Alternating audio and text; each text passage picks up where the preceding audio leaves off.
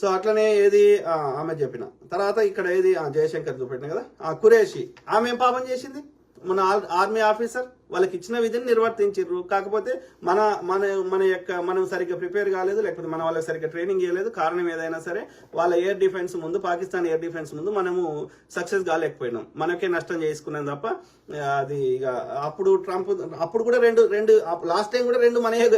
పడగొట్టిరు వాళ్ళు పాకిస్తాన్ వాళ్ళు పడగొడితే మనల్ని విడిపోయడానికి మళ్ళీ ట్రంప్ ఫోన్ చేసే ఇప్పుడైనా అదే పరిస్థితి మనయే 6 పడిపోయినాయి వాడిని ఒక్కడి పడిపోలే సో మళ్ళీ ట్రంప్ ఫోన్ చేసే కానీ పొద్దుగాలేస్తే ఈ యొక్క గోధి మీడియాలో పొద్దుగాలేస్తే ఫేక్ చెప్తారు కరాచీ మండిపోతుంది ఆ బందర్గా ఇట్లా అవుతుంది మొత్తం పాకిస్తాన్ ప్రధానమంత్రి యొక్క ఇట్లా చేయబెట్టుకొని ఉరుకుతున్నాడు ఇట్లా చెప్తున్నారు పొద్దుగాలేస్తే ఫేక్ చెప్తున్నారు అర్నబ్ గోస్వామి అది ఓతో ఉన్నది నార్త్ ఇండియాది ఇది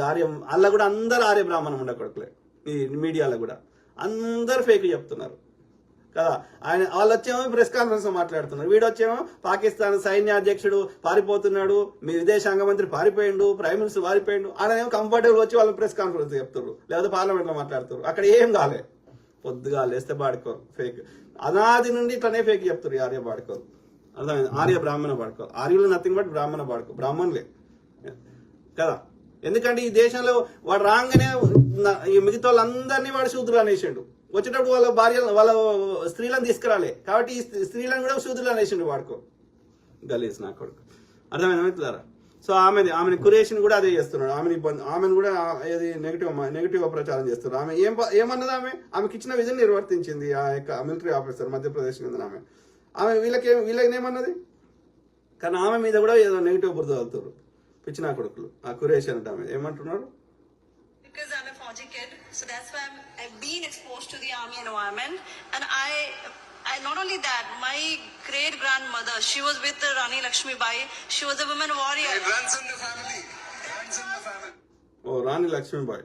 కలిసి యుద్ధంలో పాల్గొన్నాను మా తల్లిగారి ప్రోత్సాహంతో నేను ఆర్మీలో చేరాను మా కుటుంబం అంతా సైన్యంలో ఉంది దేశాన్ని కాపాడడంలో మన బాధ్యత ఉంది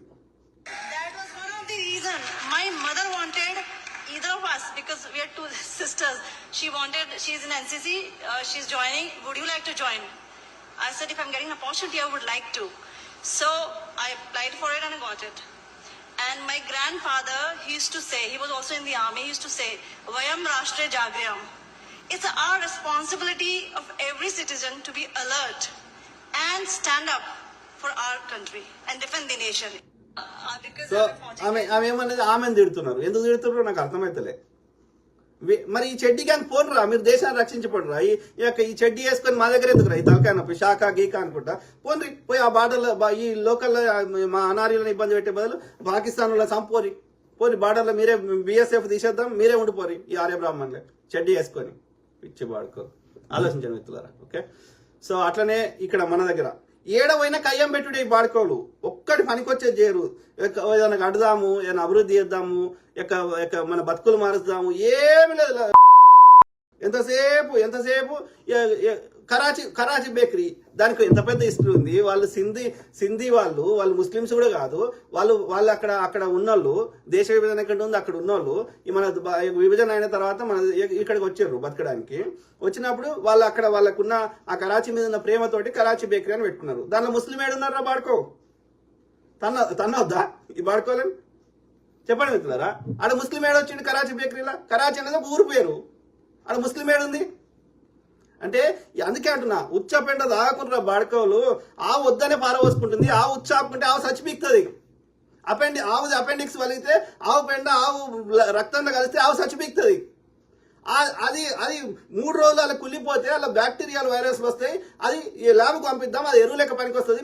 మనిషిదైనా సరే ఆవుదైనా సరే దాన్ని పూసుకుంటాడు అలా దాని దివ్యశక్తులు ఉన్నాయంటాడు కాబట్టి అది మరి ఉచ్చపెండ తాగితే ఏమైతుంది బ్రెయిన్ పనిచేయదు కదా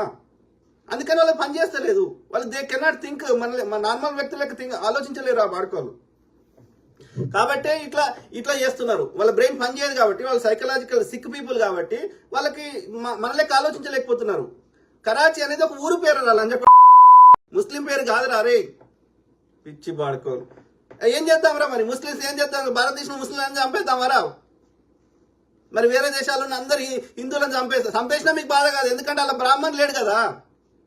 వేరే దేశాల్లో ఉన్న హిందువులు కూడా అనార్యులే కదా ఈ బ్రాహ్మణులు లేడు కదా. ఆలోచించండి మిత్రులారా, దయచేసి ఆలోచించండి.